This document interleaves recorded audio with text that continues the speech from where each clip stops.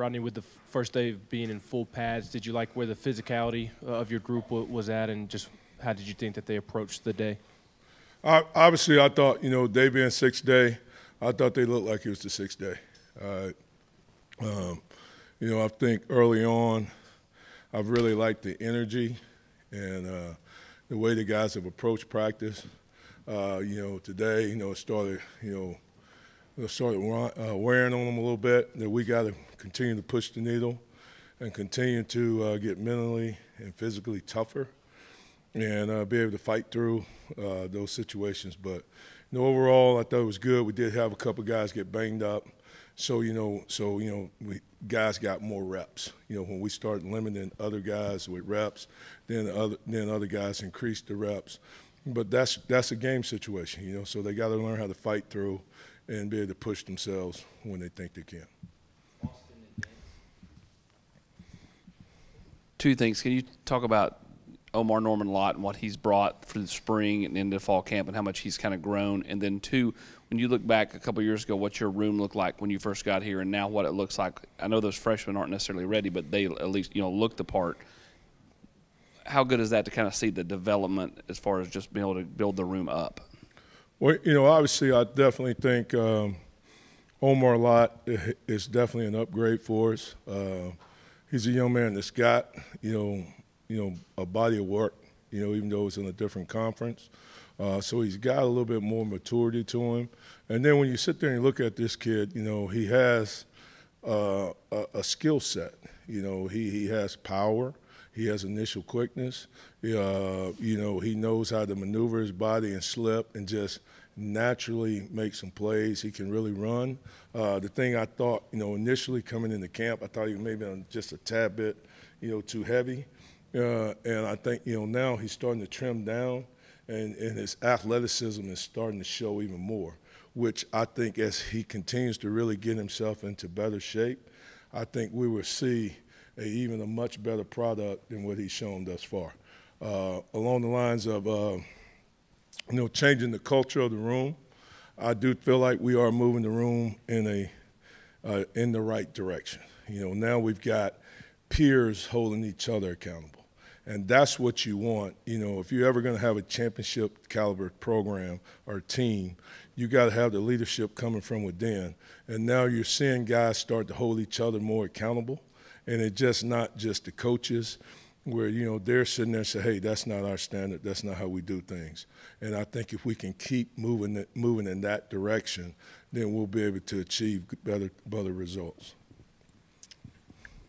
Davian Bradley told us that he enjoys being yelled at and that he's thanked you for the tough coaching you've given him. How unique is it to have a kid with that kind of perspective on the football field? Really. I think Davian just trying to get some brownie points. But, I really don't like yelling at him, and I wish I didn't have to yell at him. So, I'd like for him to just do a better job and be more physical and just take the coaching and not try to kiss up to the teacher. Coach, a couple of things. You talked about some of your players are holding others accountable. Who are some of those guys that are sort of kind of not controlling the room, but holding others accountable? And then go ahead. Well, obviously, Big O, Amari Thomas, is a good leader. I think his leadership is continuing to grow. I think Tyler Barron's had the best offseason that he's had since we've been here. I've seen maturity come from him.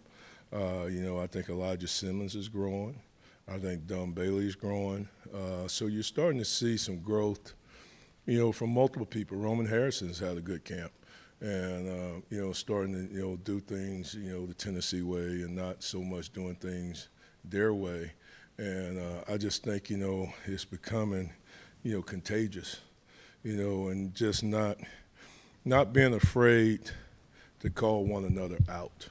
You know what I'm saying? That's what real leadership is, just being willing to be different and to be out front and to be able to take a stand. Because a lot of times, some guys don't want to go the wrong way. They just want somebody to be willing to step out and go the right way so they can follow that guy.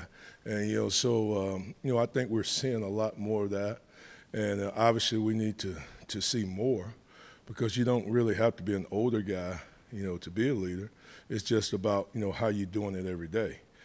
Talk is cheap. You got to be able to walk the walk. Nobody wants to hear you talk about it when you're not doing it, So just being able to lead by example, being that pace setter, getting there early, staying late, attention to details, those are the things that it's going to take for us to reach the goals that we're setting for ourselves. And looking at that Leo position, you got some young guys there, some sophomores, a couple freshmen. What have you seen from that group in terms of from the spring to now? Has there been a difference? Oh, yeah, I think, you got length, you got athleticism, you're starting to, you're looking like a championship caliber room supposed to look. So obviously we all got to continue to get stronger. We all got to continue to get more explosive. We've all got to be more conscientious of our fundamentals and our technique and all those different things. But I do like the athleticism, and I like the guys being willing to buy in, and I like the guys, really as of this point, not showing selfishness, that, they're starting to think about their teammates, starting to think about the program, and putting others first. Like I said, if we can do that, then I think we can achieve a lot of good things, and then there's going to be a lot more rewards for everybody to go around, if we'll put the team first. Coach, we think of guys on the D-line that can get into the backfield against the run, and then there's also guys that are good pass rushers. Are those skill sets that different? No, obviously, coming out of last season, you sit there and one of the things we sit there is self-scouting. We said, we've got to become a better four-man, pass rush team. We can't always rely on bringing 5 or bringing 6. So we've got to be able to affect the quarterback with a four-man rush. And then we've also got to be able to finish the rush. A couple times we had some good rushes, but then we did a poor job of knocking the quarterback down. And we didn't maintain our rush integrity, our lanes, and didn't do a really good job of keeping them in the pocket. And I do understand the conference that we're in. There are some elite guys that can really run, but, that's part of the job description. We've got to be able to affect the guy, get him off the spot, and then we've got to be able to finish the rush.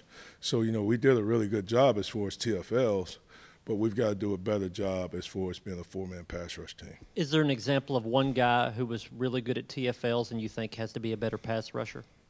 I think they all got to be better pass rushers. I said we as a team need to be better as a four-man rush. So that means all the way across the board. Obviously we lost a lot of production with BY, losing him. So somebody's got to be willing to step and be that bell cow. And then when you sit there and you look at Bumpus, man, he had a really good year. I don't know, I don't think he got nearly the credit or the recognition for some of the things that he was able to do. But when you went there and you looked at the cut-ups, he was a guy that was very effective and just did things the right way. So, we just got to get everybody has to elevate their game. I'm talking man for man, coach for coach. It's not just player driven; it's coach driven too. We got to do a better job of teaching it, and demanding it, and then getting the end result. The athleticism that Elijah Simmons has for his size, how does that make him so valuable on the interior of the defensive line? Elijah, he is a powerful big man. He does have initial quickness, short area quickness. He's got built-in pad level and leverage. He's just got to learn to. His biggest enemy is just, is when fatigue sets in. When he gets tired.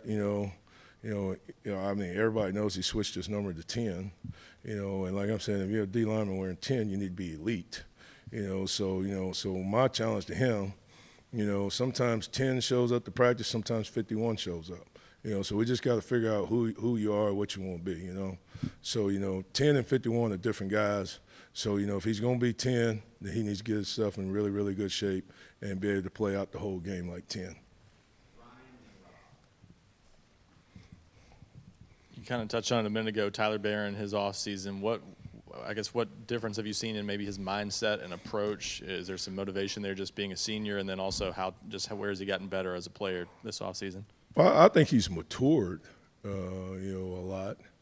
and I think he's grown, as a young man, and I think he's bought in more, to the team concept, and I think he's being more of a team guy, more of a Tennessee guy than a Tyler guy, and then I think he's starting to see that if Tennessee does well, then Tyler Barron's going to do well. You know what I'm saying? But if Tennessee does poorly, then odds are, Tyler Barron's not going to do as well. So, and that's everybody. That's not just Tyler. That's everybody. Just getting them to understand that this is a team sport, and it's the greatest team sport out there, and just them understanding how blessed they are to have an opportunity to play at a program like this, to play in this conference, to play with the type of young men that they're playing with, that we're just all truly blessed, and we just need to understand that, these are once-in-a-lifetime opportunities, so we need to bond together. We work extremely hard, but if we need to bond together and make it special, because, if we're all pulling the rope in the same direction, then we definitely got an opportunity to do some special things. Coach, as you get started just in the first week of fall camp, how beneficial is it to have so much staff continuity like you guys have had, being together for 3 years on that side of the ball? Well, I think it's a blessing for us to be together, for 3 years. I think that shows even in the team. I think we're so much farther ahead being 3 years into the program. Our kids are so much farther ahead with the system, as far as making the checks, making the adjustments, understanding the defense, being able to fix things, when they're not, quite right. So, that's been, that's really comforting. And then, obviously I think Coach Hype, he does a really good job of being a great leader, that he doesn't let you become stale or stagnant. So you don't have to worry about that. But I do think, guys knowing each other, pulling the rope in the same direction. There's no hidden agendas. Coach Hype's done a really good job of setting the compass of where we're going, and everybody's following that direction. Rodney, what's been the key with getting Elijah to kind of push through that and be more consistent? Is it as simple as getting in better shape or fighting through it, or what's been that process? What's that process been like? Well, I think obviously just getting into better shape, growing, maturing. Maybe even feeling somewhat unfulfilled. Just because he's a guy. He'd sit there and tell you. When I first came and first met him, got around him, I was like, man, you remind me so much of Geno Atkins. I thought he's going to be like that, just that initial quickness, that short area quickness, that explosiveness. He just reminded me of Geno, who I had at Georgia. And, for whatever reason, he would start out always with a bang, but then some kind of way, some along the line, he hit a little adversity and would always fade away, So hopefully, he had a great spring. Maybe I didn't say a great spring, had a really good spring. And like I told him in the evaluation after spring ball, the challenge was going to be, was he going to pick up where he left off in spring, or were we going to start all the way back over again? So that, I can tell you, thus far through camp, he's really having a really good start of camp. So, and I think he sees that. So hopefully he's gaining a little bit of more confidence. Hopefully he likes, the direction he's heading in. And we all just got to keep encouraging and pushing and prodding and all that. It's just like I told the guys the other day, obviously if you can't push yourself, then you need to be a man enough to be able to allow others to push you. Because there's some guys that can't push themselves, but then they got to allow their teammates to push them or allow their coaches to push them. But now if you can't push yourself and you won't allow others to push you, then we got a problem. Then we're not going to be able to get where we want to get to. And I think now he is allowing, his teammates to push him when he hits that wall. He's allowing the coaching to push him in the right direction and not let it be all a negativity thing. So hopefully he's growing and maturing in that area right there.